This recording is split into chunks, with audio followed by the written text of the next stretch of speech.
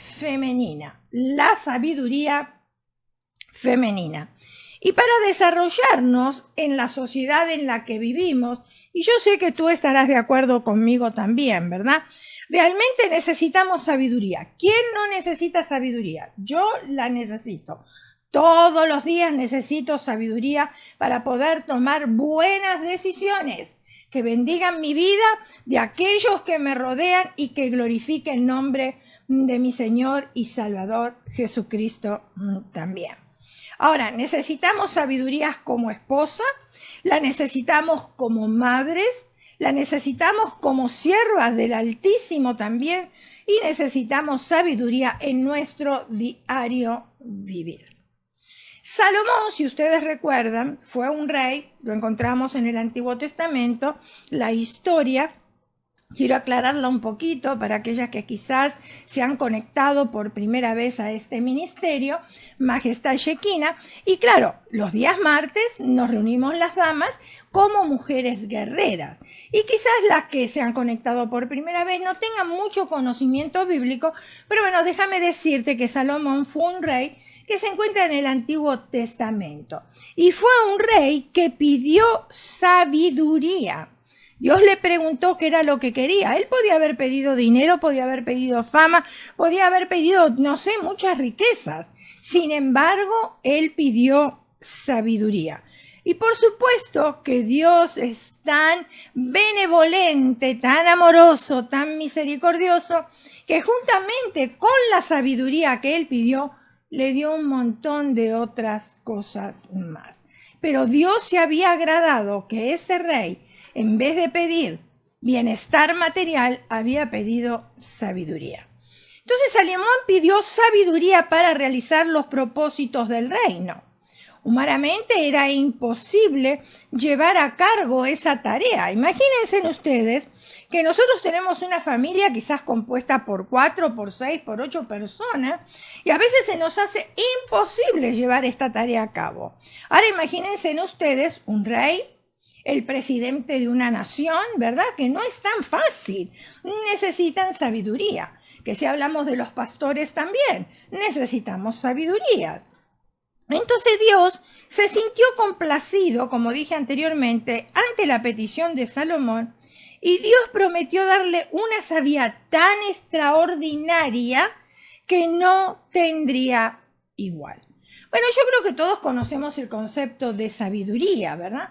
Pero en este momento quiero detenerme por si alguna a lo mejor no lo puede definir con sus propias palabras, pero el diccionario de la Real Academia Española nos enseña que sabiduría o los sinónimos de sabiduría son conocimiento e inteligencia. Quizás ahora la sabiduría se nos hace más entendible, por decirlo así, ¿verdad? ¿Por qué? Porque el sinónimo de sabiduría es prudencia, conocimiento e inteligencia. Y la palabra de Dios nos dice que el que falto de sabiduría, pídala a Dios porque Él la da abundantemente. Así que tú y yo tenemos la libertad de pedirle a Dios y decirle, ay Señor, me falta sabiduría en esta área. Necesito de tu sabiduría. Y dice la Escritura que Él la da abundantemente. Yo te voy a invitar a abrir en el libro de Job, el Antiguo Testamento, Job capítulo 28, versículo del 12 al 28. Si tú no tienes una Biblia ahí a mano, no te preocupes, puedes leerlo de la pantalla y así juntas seguimos la lectura. Y dice así la bella, la hermosa y la inalterable palabra de Dios. Mas ¿dónde se hallará la sabiduría? ¿Dónde está el lugar de la inteligencia? No conoce su valor el hombre, ni se halla en la tierra de los vivientes. El abismo dice, no está en mí, y el mar dijo, ni conmigo. No se dará por oro, ni su precio será a peso de plata. No puede ser apreciada con oro de Ofir, ni con ónice precioso, ni con zafiro. El oro no se igualará, ni el diamante, ni se cambiará por alhajas de oro fino. ¡Wow! ¡Qué tremendo! No podemos cambiar ninguna de estas piedras preciosas por la sabiduría, porque la sabiduría tiene mucho más valor que todas estas piedras. Versículo 18. No se dará mención de coral ni de perlas. La sabiduría es mejor que las piedras preciosas.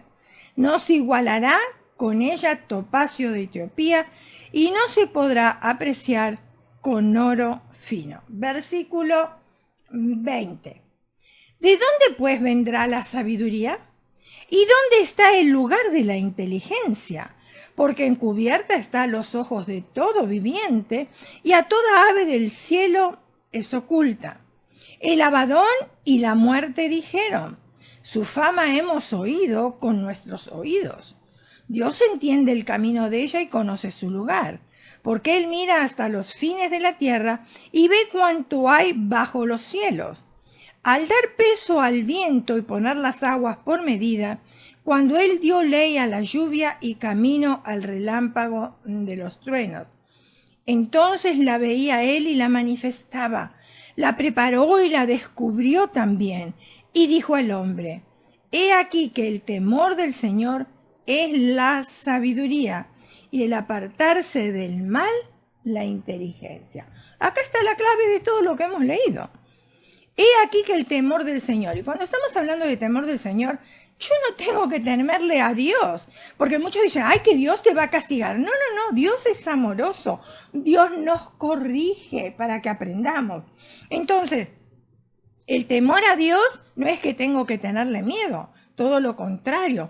Cuando habla de temor a Dios, está hablando de respeto, está hablando nosotros de reverencia a Dios, reconociendo que Él es mucho más superior que nosotras mismas. Entonces también el temor al Señor es la sabiduría y al apartarse del mal, la inteligencia. La sabiduría viene cuando tememos nosotros, cuando tenemos el temor de Dios. Ya explico lo que es eso. Todos queremos tener sabiduría, pero muchas veces no sabemos cómo obtenerla. Necesitamos saber qué es el temor de Dios para entender lo que no es. Cuando oímos esta frase, temor de Dios, tal vez nos inclinamos a pensar que quiere decir tenerle miedo a Dios, como dije anteriormente. No debemos tenerle miedo a Dios porque Él nos creó para tener amistad íntima con Él. En la palabra de Dios, o sea, la Biblia, lo que yo llamo manual de instrucciones, encontramos que el Señor ha definido muy claramente lo que es el temor de Dios. Proverbios capítulo 8, versículo 13. El temor de Jehová es aborrecer el mal. La soberbia y la arrogancia, el mal camino y la boca perversa, aborrezco. Esas son las cosas que Dios aborrece. Entonces, por reverencia a Él, por respeto a Él, porque le amamos a Él, nosotros vamos a omitir estas cosas. La soberbia, la arrogancia, es parte de nuestra naturaleza.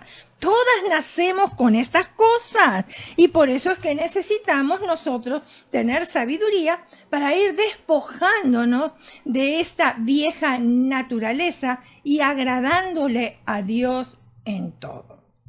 Cuanto más estudiamos nosotros la santidad de Dios en la Biblia, más entendemos su odio hacia el pecado.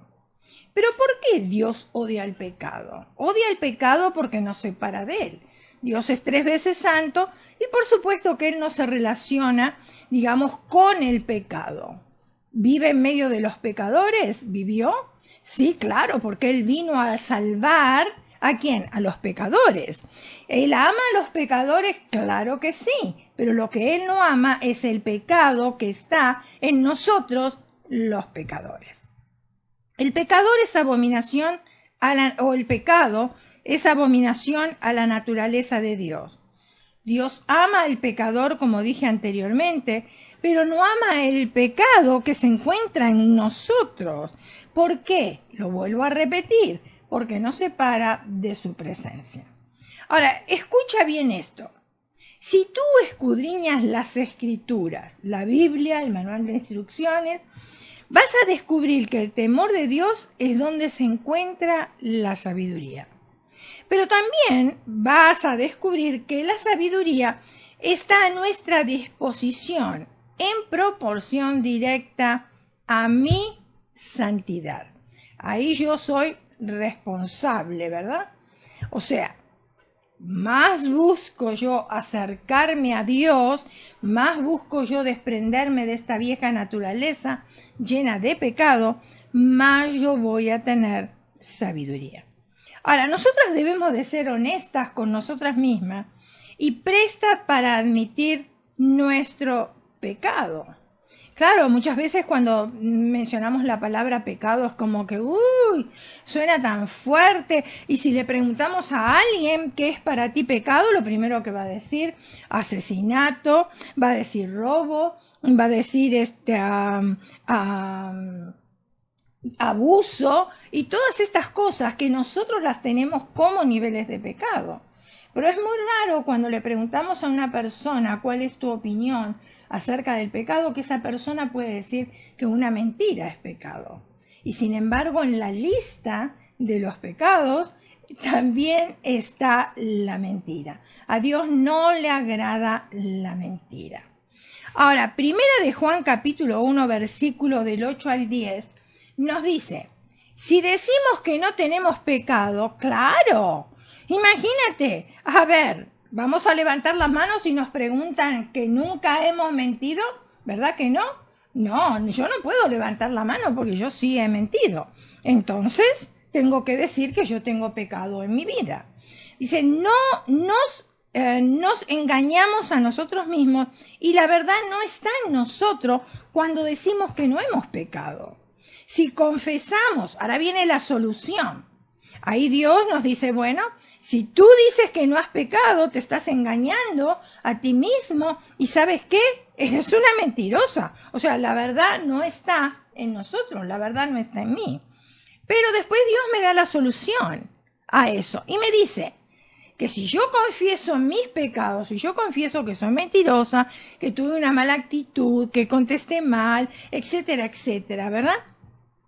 Él, ¿quién es Él? Jesús. Él es fiel y justo para perdonar nuestros pecados y limpiarnos de toda maldad. Si decimos que no hemos pecado, le hacemos a Él mentiroso y su palabra no está en nosotros. Claro, porque todos sabemos que Él murió para pagar nuestros pecados. Todos nos hemos descarriado como ovejas. Cada cual se apartó por su camino, mas Jehová cargó en Él, en Jesús, el pecado de todos nosotros. Él se hizo maldito por nuestros pecados y Él es el intermediario entre nosotros y el Padre. Él nos defiende constantemente a través de esa muerte en la cruz y el derramamiento de su preciosa sangre. Ahora, Mateo capítulo 6, versículo 12, dice, si perdonamos perdónanos nuestras deudas, como también nosotros perdonamos a nuestros deudores. O sea, que si nosotros estamos recitando, muchas veces hasta lo sabemos de memoria, el Padre Nuestro, y decimos, perdónanos nuestras deudas, como también perdonamos a nuestros deudores. Cuidado con lo que estamos repitiendo, porque lo tenemos que analizar, lo tenemos que masticar, lo tenemos que creer. Le estamos diciendo al Señor, le estamos diciendo a Dios, que perdone nuestras deudas, o sea, nuestras ofensas, nuestras mentiras, de la misma manera que nosotros perdonamos a otros. Ahora yo creo que acá hay un poquito de conflicto, ¿verdad? ¿Por qué? Porque nos cuesta perdonar las deudas de otros. Sí queremos que nos perdonen a nosotros, pero a veces nos cuesta perdonar las deudas de los demás. ¿Por qué? Porque cuando una persona me hace algo, me hiere tanto, me lastima tanto, me duele tanto, que me cuesta perdonar. Ahora, es tan triste la condición de la iglesia actual, y estamos hablando de la iglesia, y cuán ligeramente se hiere el cuerpo de Cristo por cualquier cosa, que no me saludó, que no me miró, que si esto, que si lo otro, ¿verdad? Y se hieren con ofensas, con discusiones, con peleas los unos a los otros. Qué triste. Y necesitamos ser buenas comunicadoras nosotras de amor, aliento, consuelo y comprensión. Supongamos que se le acerca una persona y te pregunta a ti, ¿te gusta mi nuevo peinado? Es posible que a lo mejor a ti no te guste cómo luce, ¿verdad? Pero entonces, ¿cómo vamos a contestar? Porque nos hicieron una pregunta y nosotros no queremos herir a la otra persona. Y bueno, quizás tú me puedas decir, pero yo no soy hipócrita, yo soy sincera y le digo las cosas en la cara. Cuidado, porque a veces herimos a otras personas también. Entonces, no vamos a mentir, por supuesto, pero tenemos que contestar con sabiduría. Y podemos decir esto. Bueno, hay otros estilos de peinado que te he visto que me gustan más. El peinado, por ejemplo, que te hiciste la semana pasada, te quedaba muy bonito. Hemos hablado la verdad sabiamente, sin ofender y sin herir. Cuando nosotros pensamos en la sabiduría femenina, pensamos en mujeres con ministerios sobrenaturales, ministerios grandes. Las mujeres del pasado se ocupaban de la interminable tarea de la limpieza casera. ¿Te ves identificada? ¿Fueron usadas por Dios? Claro. ¿Tenían las mismas necesidades que nosotros? También. ¿Tenían tareas para hacer? También. Entonces las mujeres del pasado también se ocupaban de lavar la ropa, de cocinar. Y te digo, que era mucho más dura la tarea para ellas. Porque lavar la ropa no era tan sencillo como ahora. No contaban con lavarropa. Tenían piedra y ahí tenían que lavarlas, ¿verdad?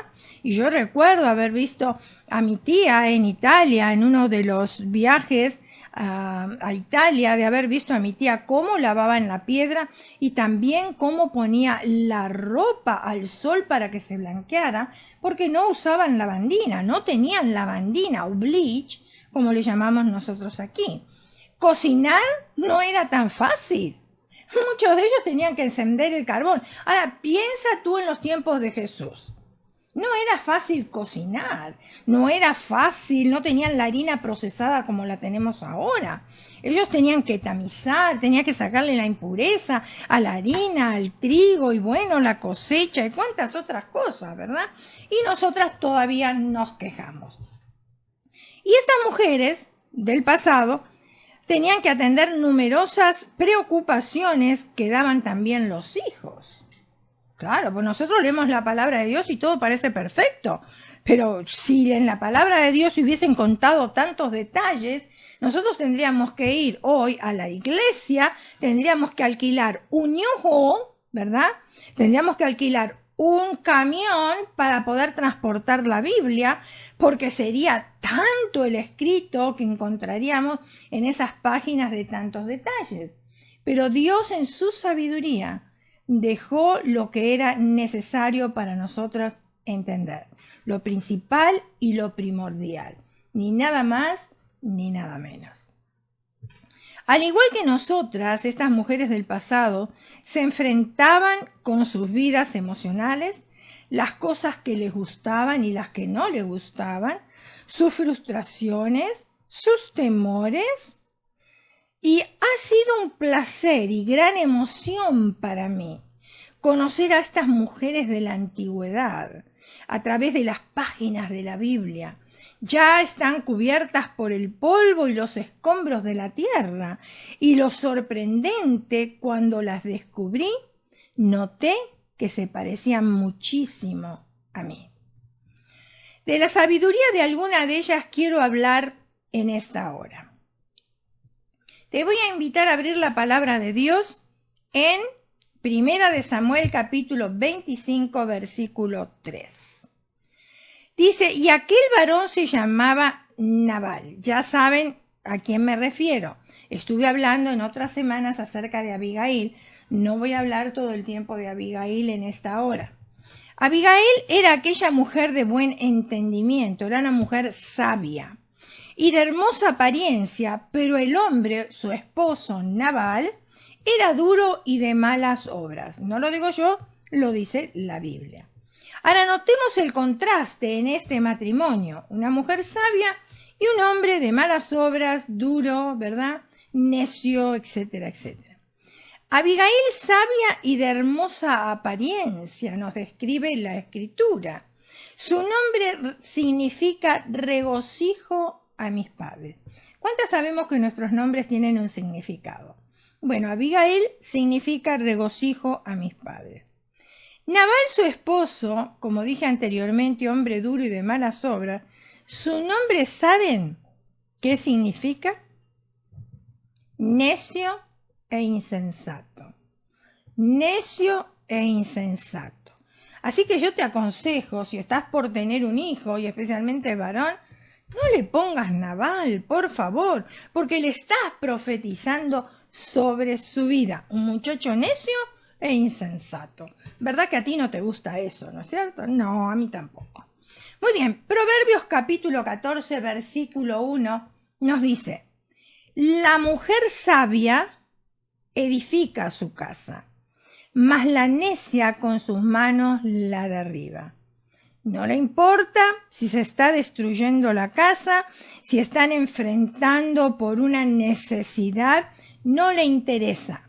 Pero la sabia trata de edificar, de sacar adelante el matrimonio y también la familia. Ahora, ¿qué queremos decir con una mujer sabia? Así como dice este versículo, ¿verdad? Es una mujer habilidosa, es una mujer cuerda, ¿ok? Cuerda, estoy hablando mentalmente, y prudente. Es una mujer que edifica, que construye, que levanta y que edifica al prójimo con su conducta. ¡Wow! ¡Qué barbaridad! Esta palabra sabia tan pequeña, de 5 letras, mira todo lo que significa. Es tremenda la definición que tiene. Ahora, cuando Nabal, el esposo de Abigail, se emborrachaba, perdía la vergüenza y la moral. Todo lo que sabía hacer era malo. Tenía malos pensamientos, se conducía mal para con los de su familia y los que no eran de su familia. Ofensivo, desagradecido con David, a pesar que David había protegido su ganado. David le había pedido en cambio comida. Así es que cuando entra en la escena Abigail, Nabal creaba los problemas y Abigail tenía que dar la cara. Bueno, yo no sé si tú te estás identificando quizás aquí como Abigail, que siempre tienes que estar dando la cara para poder solucionar problemas. Abigail protegió a su esposo, a pesar de que era duro, a pesar de que era necio, e inmediatamente le dio a David lo que él pedía. No es que David no tenía alimentos, no, porque él era el rey, él tenía alimentos de sobra. Lo que sucedió que estuvieron él y sus hombres cuidando las ovejas de Nabal y parece que ellos ahí en ese momento tendrían hambre y había pedido de comer, cosa que Nabal se lo negó. Pero Abigail sale al encuentro y le pide lo que David, y le da lo que David le estaba pidiendo. No hay evidencias de que ella desobedeciera a Nabal. Estaba tan bebido que no sabía lo que él hacía. No es que ella quiso sobrepasar a su esposo, no. Él estaba tan ebrio que no sabía lo que hacía, entonces ella tuvo que accionar. Pero tuvo que accionar para edificar, para poner paz. Cuando él se recuperó de su borrachera, le comunicó a Abigail lo que había hecho. Abigail no discutió con su esposo, como quizás lo hubiéramos hecho muchas de nosotras, ¿verdad? Ay, pero si tú estás siempre borracho no soluciona nada y yo tengo que sacar la cara por ti y mira cómo te comportas y es una vergüenza y bla, bla, bla, bla, bla, bla, bla, como hacemos nosotras, ¿verdad? Tampoco se adjudicó la gloria para ella. Ay, sí, tú debes conocer a algunas de esas mujeres que dicen, ay, si no fuera por mí, si no fuera por mí, mi hogar no estaría en pie. Si no fuera por mí, mis hijos, ay, si no fuera por mí, mi esposo, ay, si no fuera por mí, ¿verdad? Entonces, tampoco ella se adjudicó la gloria. Le dejó la causa al que juzga justamente, y ese se llama Dios. Ahora, por supuesto que hay muchos maridos que no escuchan a nadie. O sea, vamos a ser realistas. Y menos escuchan a su esposa cuando las cosas le salen mal. Ahora, culpan a su esposa y a todo el mundo, pero ellos nunca reconocen sus errores. ¿Conoces a alguien así? Bueno, yo creo que todas lo conocemos, ¿verdad? A alguien así, alguna persona así. Abigail usó la sabiduría y estuvo dispuesta a echarse encima el pecado de su esposo. ¿Cuántas mujeres haríamos lo mismo que Abigail? Necesitamos sabiduría, ¿verdad?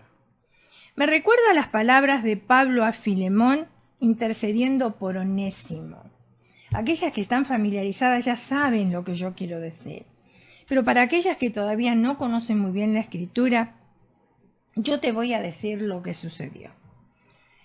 En Filemón capítulo 1, versículo 18, dice la palabra así: si en algo te dañó, eso fue lo que dijo Pablo a Filemón intercediendo por Onésimo. Si en algo te dañó o te debe, ponlo a mi cuenta. El Señor Jesucristo se echó sobre sí nuestros pecados. Claro, Él también lo hizo. Isaías 53, versículo 4 y 5. Ciertamente llevó Él nuestras enfermedades, hablando de Jesucristo, y sufrió nuestros dolores, y nosotros le tuvimos por azotado, por herido de Dios y abatido. Mas Él herido fue por nuestras rebeliones, molido por nuestros pecados, y el castigo de nuestra paz fue sobre Él, y por su llaga fuimos nosotros curados. Abigail, mientras le estaba diciendo a su esposo lo que había hecho, ¿saben qué sucedió? Él sufrió un síncope, un ataque cardíaco. Imagínense ustedes, y ahí murió. Ahora, todos sabemos, los que conocemos la Escritura, que Abigail llegó a ser esposa de David, del rey David. Después que falleció su esposo, bueno, hubo una comunicación entre ellos y ella llegó a ser su esposa. Ahora, esta mujer trajo alegría y regocijo en un momento que todo pudo haber sido tristeza y lamento. Y esto estoy hablando que trajo alegría y regocijo en la relación con David. En un momento que podía haber causado un desastre, porque la intención de David era ir y matar a todos los que vivían en la casa de Nabal, incluyéndolo a él también. Fíjense ustedes si no podía haber sido un desastre. Pero eso no sucedió. El único que murió fue Nabal, cuando escuchó lo que ella le estaba confesando, o no le habrá gustado, y ahí le dio un paro cardíaco y él murió. Ahora, Proverbios 31:10, y esto es muy conocido por todas nosotras, especialmente para el Día de la Madre, esto se predica casi en todos los púlpitos, ¿verdad? Dice: mujer virtuosa, ¿quién la hallará? Porque su estima sobrepasa largamente a la de las piedras preciosas. ¡Wow! Nos habla de una mujer con sabiduría este versículo. Parece que fuera difícil encontrarse con una mujer virtuosa, especialmente en estos tiempos, ¿verdad? Porque dice el versículo que hemos leído: ¿quién la hallará? Es como buscar una aguja en un pajal. Difícil, difícil. Si le preguntáramos a nuestro esposo, o si alguien le pregunta a nuestro esposo, ¿cuál sería la respuesta de él? Si alguien le pregunta a nuestro esposo, ¿mujer virtuosa? ¿Quién la hallará?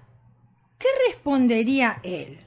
Diría: ¡ay, no! Es dificilísimo encontrar en estos tiempos una mujer virtuosa. Eso es para los tiempos de mi mamá, de mi abuela, de mi tía, etcétera, etcétera. Pero en estos tiempos, no. O él respondería: yo la hallé. Yo la hallé. Nosotras las mujeres tenemos que asegurarnos que nuestro esposo diga, cuando le pregunten, mujer virtuosa, que él pueda responder, ¿saben qué? Yo la hallé. La palabra virtuosa significa una mujer que posee fortaleza. La mujer virtuosa es una mujer capaz y bien calificada para su trabajo, con control sobre su espíritu y capacidad para poder conducir a otros también.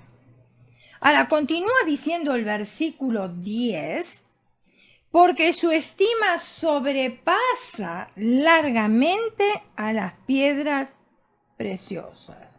¡Wow! ¡Qué descripción de la mujer virtuosa! El valor de esta mujer, de la que habla la Biblia aquí, la mujer virtuosa, es tal que el esposo no la cambiaría por ninguna casa lujosa. Ni por un Mercedes-Benz, ni por un Jaguar, ni por un Lexus. No, tampoco la cambiaría por otra mujer, ¿verdad? Este esposo no cambiaría a esta mujer ni por oro ni por diamantes, porque el valor de esta mujer no es un valor terrenal. No, esta mujer es producto de la sabiduría y experiencia de la práctica divina. Ha sido moldeada por Dios en lo que es y en lo que no es, y posee las inestimables cualidades que una mujer creyente pueda poseer. Su esposo sabe que ella nunca iría de una amiga ni de su madre para sacar los esqueletos del closet. Ustedes saben lo que yo quiero decir con esto. Hay mujeres que, bueno, a la primera que tiene un disgusto con el esposo o una diferencia de palabras, lo primero que hacen es correr de una amiga o correr de la madre y empezar a hablar mal del esposo. Qué triste, ¿verdad?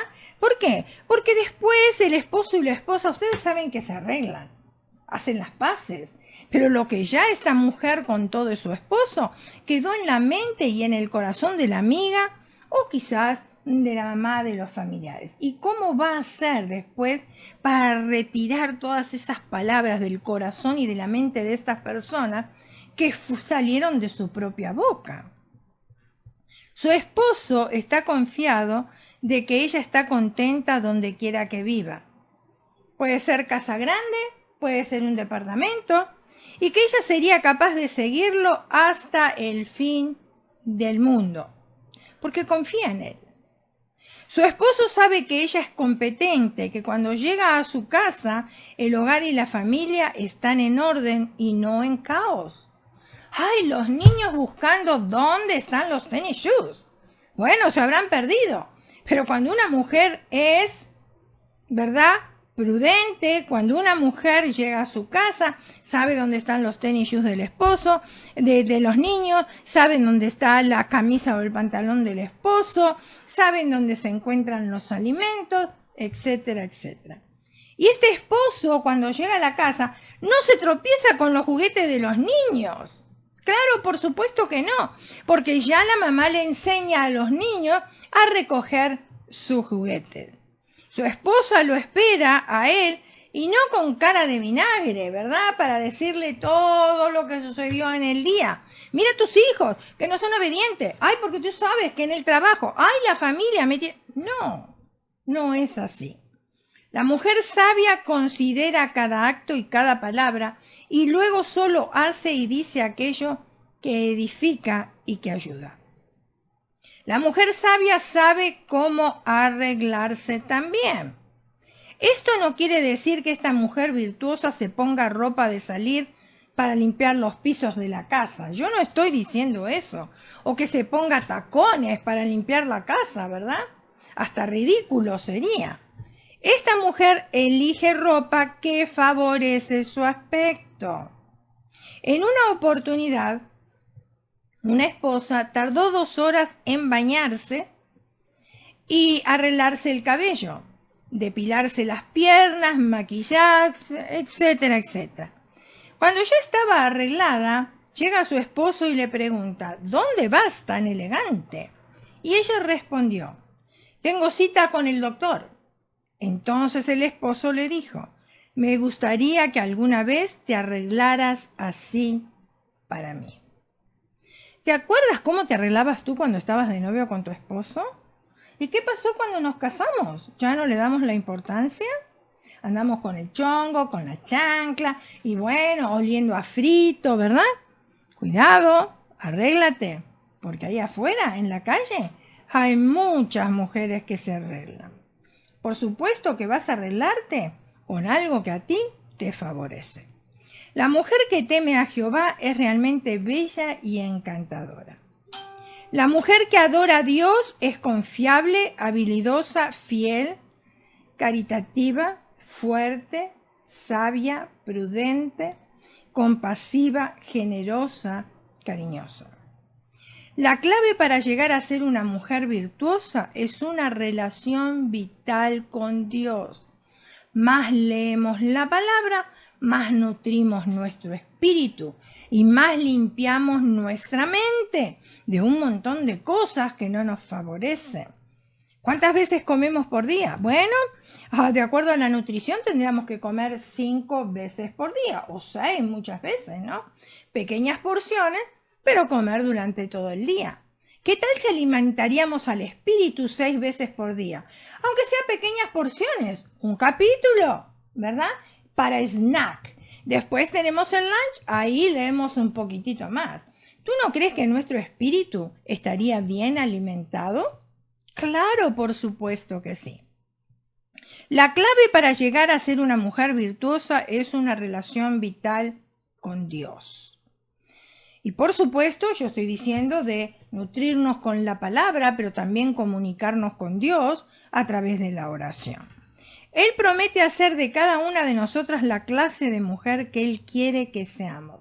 Más cerca estamos de Dios, más se cumple el propósito de Dios hacia nuestras vidas. Ahora, ¿saben también quién poseía sabiduría femenina? Bueno, otra mujer que ya está cubierta por el polvo y los escombros de la tierra, llamada Dorcas. Hechos capítulo 9, versículo 36, dice: entonces en Jope había una discípula llamada Tabita, que traducido quiere decir Dorcas. O sea, Tabita y Dorcas es la misma persona, porque en algunas iglesias tienen círculo Tabita, en otras tienen círculo Dorcas, y parecen 2 personas, pero no, es la misma. Y esta abundaba en buenas obras y en limosna que hacía. Dorcas era una mujer muy compasiva y benevolente. Era una discípula. Una discípula es una persona moldeable, una persona siempre que está dispuesta a aprender. Cristianas hay muchas, discípulas hay muy pocas. Ella había aprendido de memoria el versículo: amaos los unos a los otros como yo os he amado. ¿Dónde se encuentra ese versículo? Juan capítulo 15, versículo 12. Ella fue una hacedora y no solamente una oidora de la palabra. Lo que ella oía, lo ponía en práctica. Y eso es lo que Dios espera de nosotros. Cuando tenemos una relación vital con Dios, eso es lo que sucede. Oímos el mensaje y de ese mensaje, lo que a mí me queda, lo que yo tengo que cambiar, eso es lo que yo voy a poner en práctica. Dorcas no fue Débora, juez de Israel, tampoco una poetisa como Ana. No tenía hijos que dedicar a Dios como Salomé. No podía hacer nada espectacular. Su servicio era humilde, pero era útil. La costura y usó su sabiduría para beneficiar a otros. En la obra del Señor, todo servicio, todo ministerio es útil. Hasta limpiar los baños, hasta limpiar la iglesia. Eso es útil, es considerado un ministerio para la gloria y la honra del Señor. Porque la mayoría de las veces queremos profetizar, queremos cantar, queremos predicar, queremos esos ministerios que son visibles. Pero aquellos ministerios que no son visibles, a nadie le gusta. Y sin embargo, el único que ve Nuestro ministerio, aunque no sea visible a los ojos de los demás y que lo tiene en cuenta y que nos recompensa, es el Señor Jesús. El trabajo era fatigoso y requería paciencia interminable y una dedicación generosa. La verdadera religión no contaminada no consiste solo en decir, sino más bien en hacer. Podemos hablar mucho y podemos decir muchas cosas, pero si mis palabras no combinan con lo que yo estoy diciendo, entonces no sirve de nada. Tengo fe, pero no tengo obras. ¿Qué son las obras? ¿Qué es la fe? Yo tengo fe, pero entonces la fe tiene que combinar con mi comportamiento, con mis obras, cómo yo pongo en práctica aquello que yo escuché, cómo voy a desarrollar las obras de acuerdo a mi fe. Otra mujer del Antiguo Testamento y que tenía, que ya está cubierta por el polvo de la tierra como las demás, es Hulda. Hulda, qué sabiduría de esta mujer. Hulda como profetiza. Segunda de Crónicas, capítulo 34, versículo 22 al 28. Dice, entonces Hilcía y los del rey fueron a Hulda profetisa, mujer de Salum, hijo de Tikva, hijo de Aras, guarda de las vestiduras, la cual moraba en Jerusalén en el segundo barrio. Y le dijeron las palabras antes dichas. Y ella respondió, Jehová Dios de Israel ha dicho así, decida varón que os ha enviado a mí, que así ha dicho Jehová. Versículo 24. He aquí yo traigo mal sobre este lugar y sobre los moradores de él.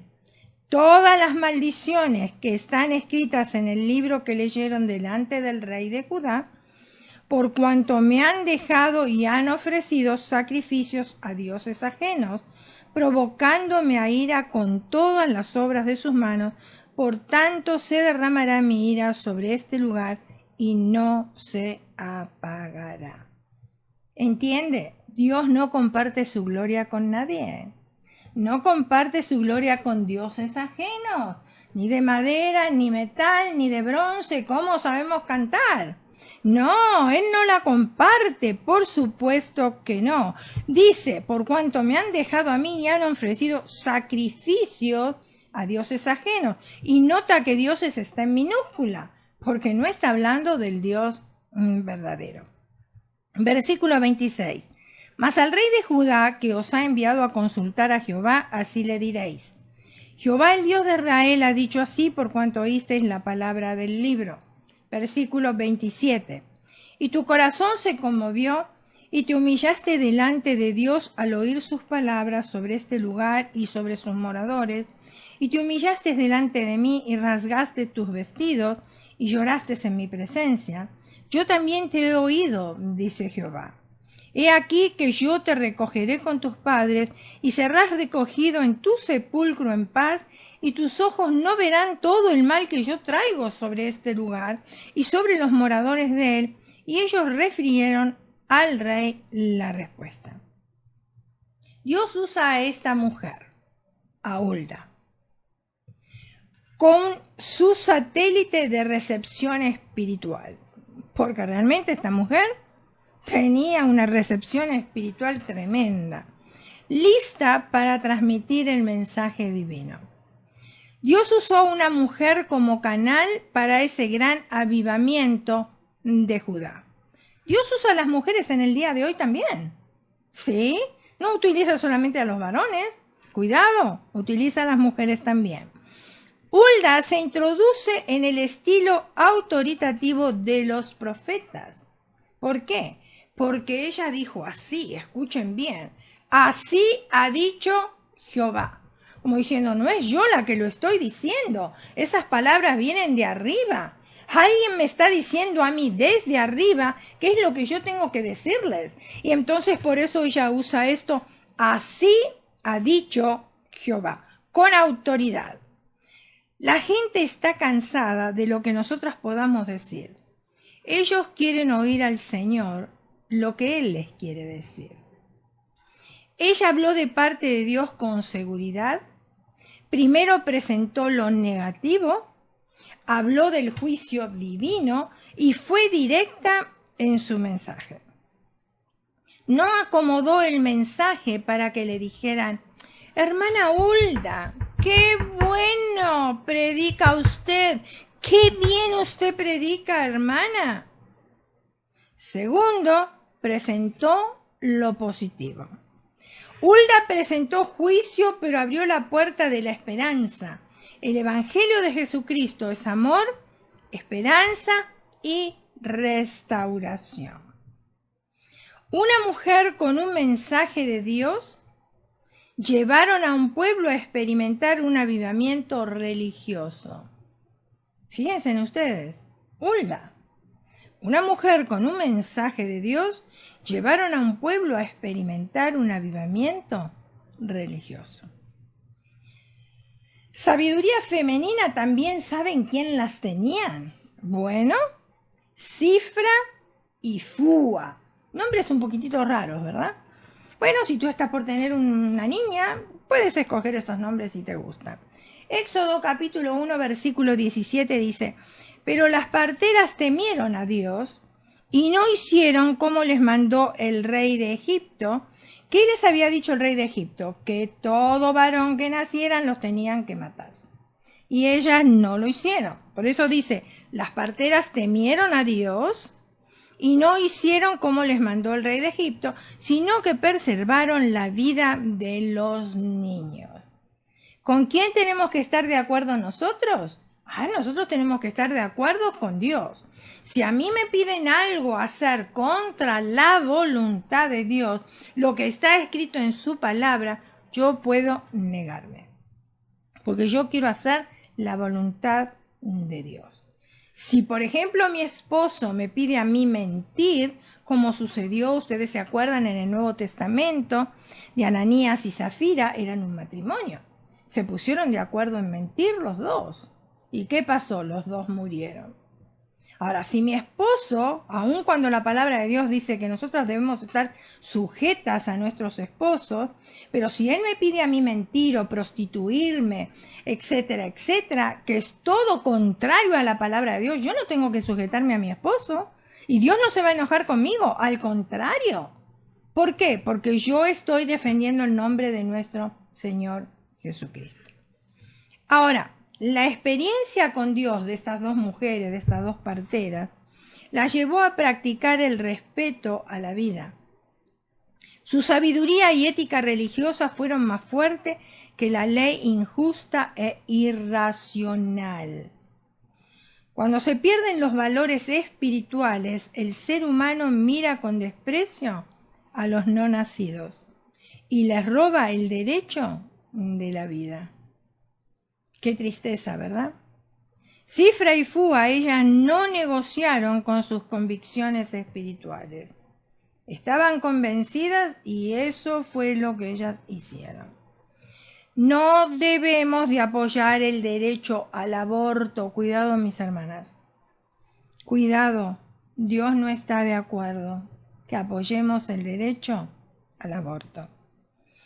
Muchos adaptan su fe y sus principios a las exigencias de las necesidades. Sus decisiones son afectadas por la situación donde se encuentran.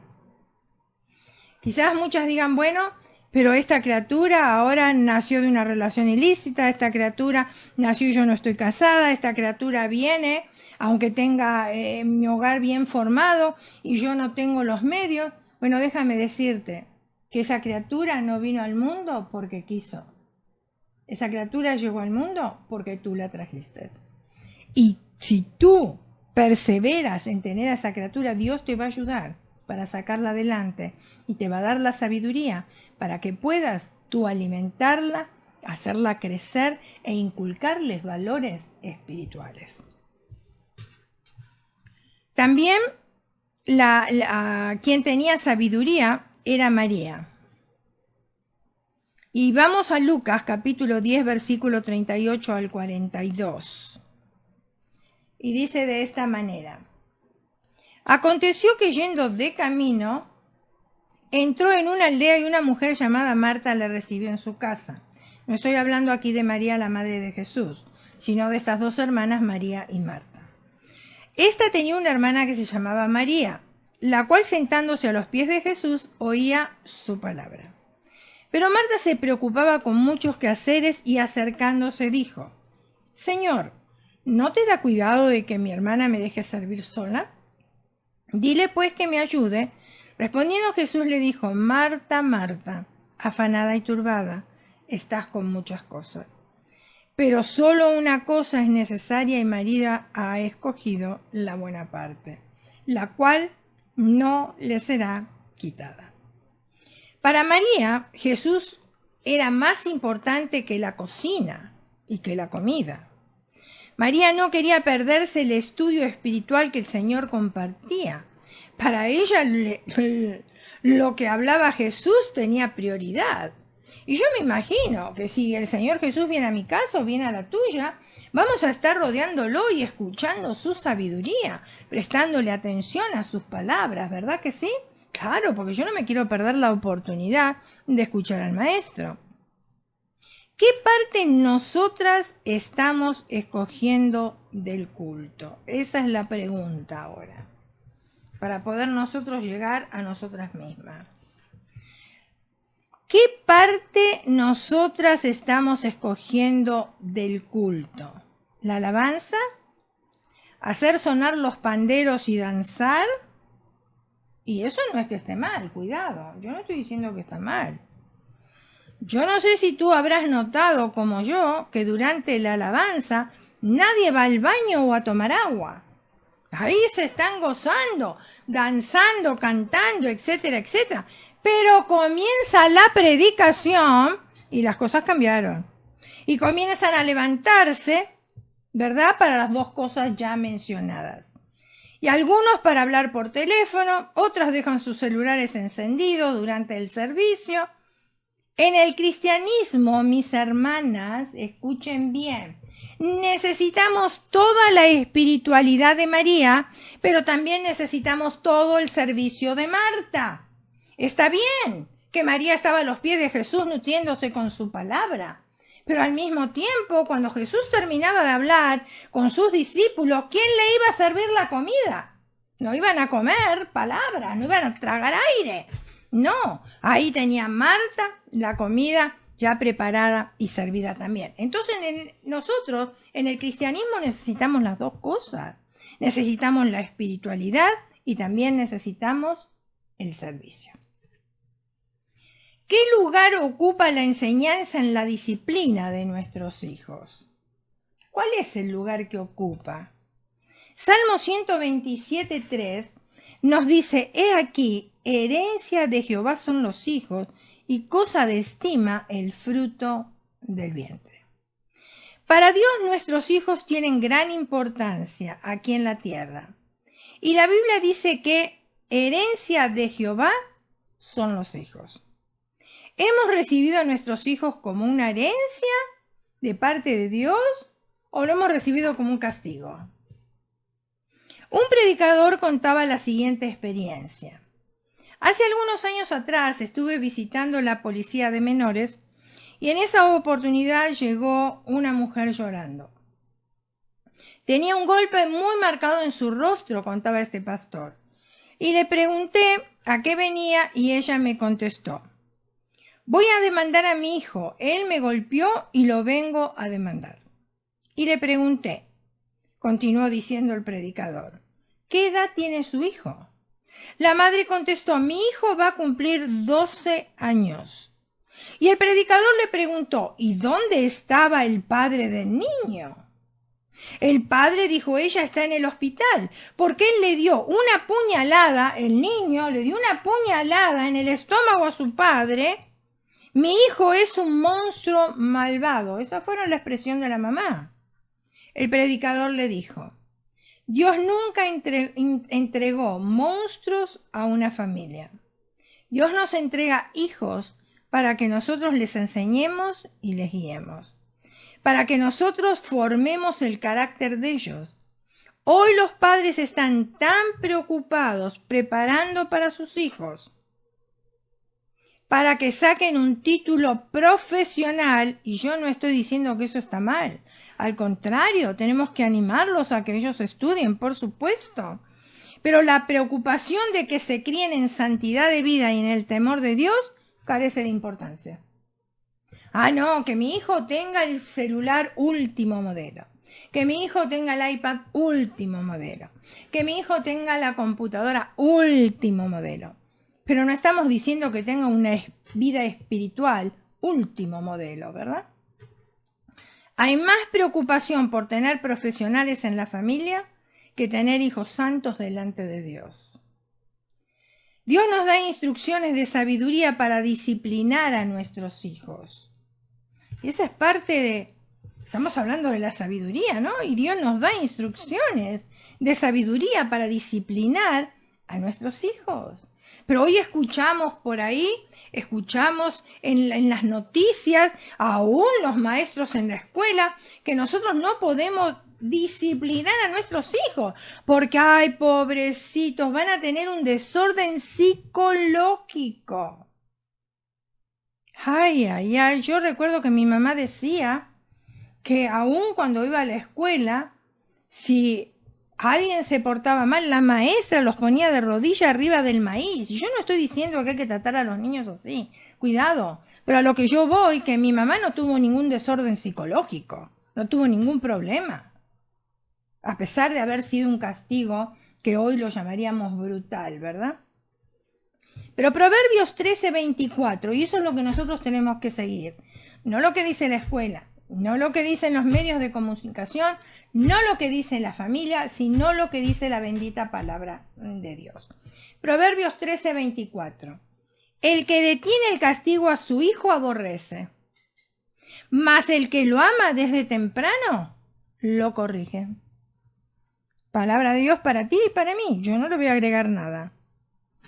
Lamentablemente muchos padres le hacen más caso a los que dicen los docentes y psicólogos que a lo que dicen la palabra de Dios. Proverbios 19:18.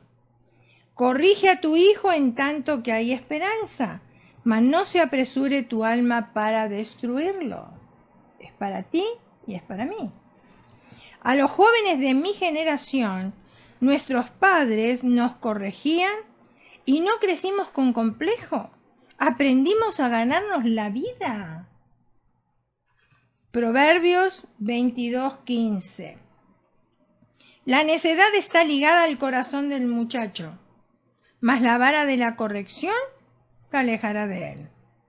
¿Saben que nosotros tenemos todos un lugar muy acolchonadito que está detrás de la espalda abajo?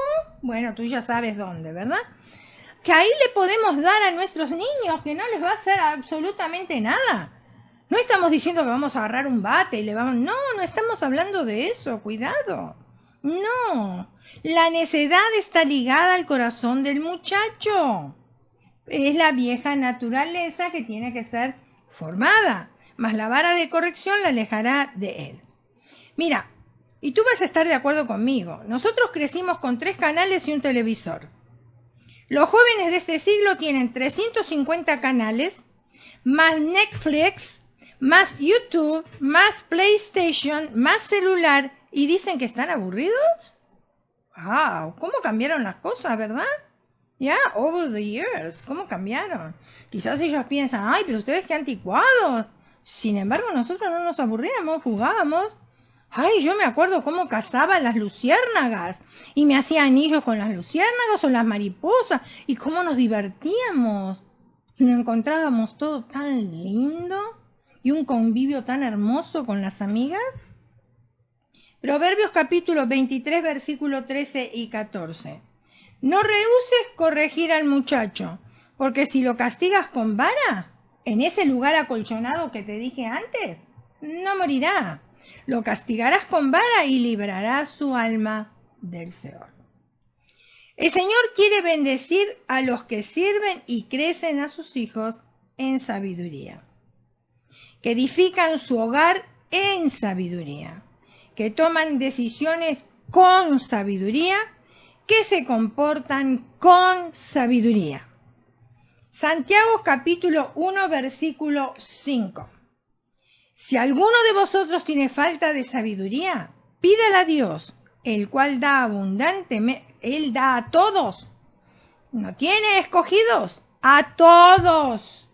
Todos lo que la piden, a todos abundantemente, sin reproche, les será dado.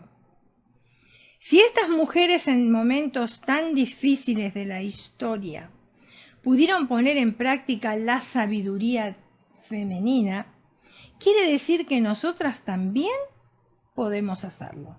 ¿Estás de acuerdo conmigo? Buen día, un amén, ahí donde estás, y yo ya te estoy escuchando que estás de acuerdo. Si estas mujeres, viviendo en un tiempo tan difícil de la historia, pudieron poner la sabiduría en práctica, nosotras también podemos. Ahí donde estás, cierra tus ojos, inclina tu rostro y vamos a orar. Señor Jesús, llegamos delante de tu presencia pidiéndote perdón, porque muchas veces hemos tomado decisiones necias. Pero ahora queremos, Señor, tomar decisiones sabias. Y así como dice tu palabra, Señor, yo reconozco que me falta sabiduría. ¿Y a quién la puedo pedir? A la fuente de la sabiduría que eres tú. Y dice tu palabra, me enseña tu palabra, de que tú la das abundantemente, Señor. Y yo te pido sabiduría en todas las áreas de mi vida, Señor. Como esposa, como madre, como sierva de Dios, como hermana en Cristo y también como ciudadana de este país, Señor. Como hija también. Ayúdame, Señor, a tomar decisiones que glorifiquen tu nombre y que mi testimonio pueda tocar la vida de otras mujeres también. Y yo estoy segura que cada mujer que está sintonizando en esta hora, Señor, mujeres guerreras, y han escuchado tu palabra, están de acuerdo conmigo, y que cada una de ellas también están clamando por sabiduría, Señor, en todas las áreas de su vida. Así como tú le diste la sabiduría a Salomón, Señor, tú la puedes dar a nosotros también. Así como tú le diste sabiduría a todas estas mujeres que hemos hablado, Señor, que ya están cubiertas, Señor, por el polvo y los escombros de la tierra, y que son tan igual a nosotras, pero que tú las has usado y les has dado sabiduría. Señor, tú nos puedes usar a nosotras y también darnos sabiduría. Bendice a tus hijas ahí donde se encuentran. Llénalas de tu paz, de tu amor, de tu misericordia y de sabiduría en gran manera, Señor. Llena sus hogares también con la sabiduría que viene de lo alto. Lo pedimos con acciones de gracias en el nombre de Jesús. Y todas decimos amén, amén y amén.